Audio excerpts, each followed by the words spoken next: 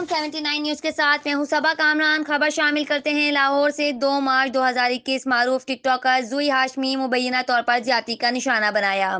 तफसीलात के मुताबिक गुज़िश्ता कुछ अरसे में टिकटॉकर समेत मारूफ शख्सियात को गैर इखलाकी तस्वीर और वीडियो लीक हो गई, जिसने सोशल मीडिया पर एक हंगामा मचा दिया और अब एक टिकटॉकर जुई हाशमी इसका शिकार हो गई। सोशल मीडिया पर एक वीडियो वायरल हो रही है जिसमें जुई हाशमी को रोते हुए देखा जा सकता है। चुप करना, चुप करना।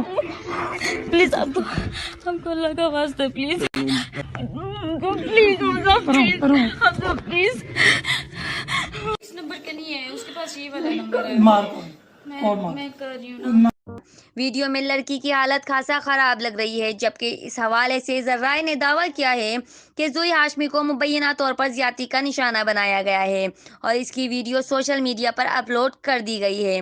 जैसे ही वीडियो सोशल मीडिया पर वायरल हुई तो सोशल मीडिया पर बड़े पैमाने पर सार्फिन ने गम और गुस्से का इजहार किया और समाजी प्लेटफॉर्म का इस्तेमाल करते हुए मुजरिमों के खिलाफ कानूनी कार्रवाई का मुतालबा किया। रिपोर्ट कर रहे हैं राव शकील 79 न्यूज़ लाहौर।